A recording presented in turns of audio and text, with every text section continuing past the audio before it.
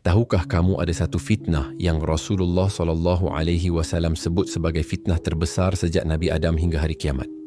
Fitnah itu bukan tentang harta, bukan tentang kekuasaan, bukan tentang perang, tapi tentang seorang manusia bermata satu yang mengaku sebagai Tuhan. Dialah Dajjal, sosok yang sejak ribuan tahun lalu sudah diperingatkan oleh semua Nabi. Sosok yang fitnahnya mampu membolak-balikkan kebenaran dan kebohongan. Inilah kisah tentang fitnah terbesar di akhir zaman. Rasulullah SAW bersabda, "Tidak ada fitnah yang lebih besar sejak Allah menciptakan Adam hingga hari kiamat, selain fitnah Dajjal." Kenapa fitnah ini begitu berbahaya? Karena ia tidak hanya menguji orang kafir, tapi juga orang beriman. Dajjal datang membawa janji keselamatan palsu, menipu manusia dengan keajaiban, bahkan membuat api terlihat seperti surga dan surga terlihat seperti api. Ia datang sebagai ujian iman terbesar, memaksa manusia memilih, tetap berpegang pada Allah atau tunduk pada kebohongan sang pendusta. Siapakah Dajjal? Sosok Dajjal sebenarnya sangat jelas dijelaskan oleh agama Islam. Tubuhnya besar, rambutnya keriting, dan matanya buta sebelah. Matanya menonjol seperti anggur busuk. Di antara kedua matanya tertulis kata kafir. Ajaibnya, tulisan itu bisa dibaca oleh setiap orang beriman, meski ia tidak bisa baca tulis. Karena mengaku sebagai Tuhan, ia disebut Al-Masih Ad-Dajjal, Mesias palsu. Bukan pembawa kebenaran, melainkan penutup cahaya Allah dengan selimut kebohongan. Dari mana Dajjal akan muncul? Dajjal akan keluar dari arah Khurasan, wilayah di timur. Ia datang bersama puluhan ribu pengikut, berkeliling dunia, menebar fitnah. Namun ada dua kota yang tidak mampu ia masuki, Mekah dan Madinah, karena malaikat menjaga setiap pintu gerbangnya. Tanah suci Allah tetap aman, meski seluruh dunia dipenuhi kebohongan. Dajjal membawa sesuatu yang membuat manusia ragu dan tertipu. Ia menunjukkan api dan air. Tapi sebenarnya yang tampak sebagai air sebenarnya adalah api. Dan yang tampak api itulah surga Allah.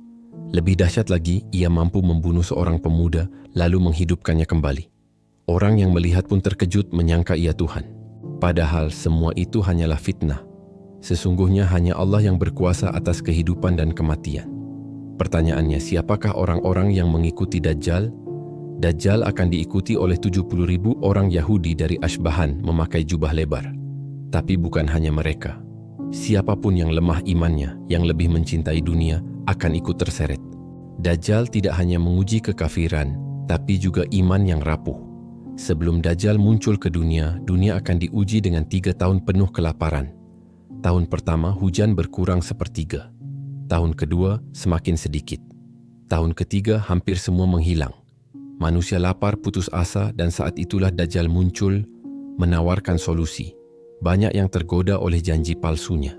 Namun ada seorang pemuda beriman yang berani menantang kesombongan Dajjal.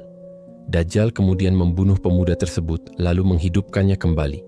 Lalu Dajjal berkata, "Lihat, aku Tuhanmu."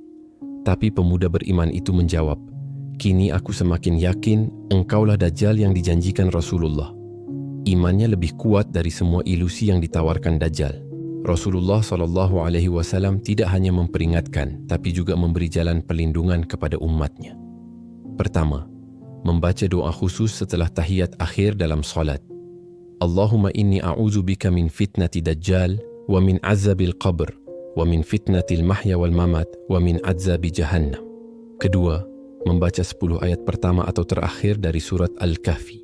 Ketiga, jangan pernah mendekati Dajjal meski hanya ingin melihatnya. Ketika fitnah Dajjal berada di puncaknya, Allah turunkan Isa bin Maryam.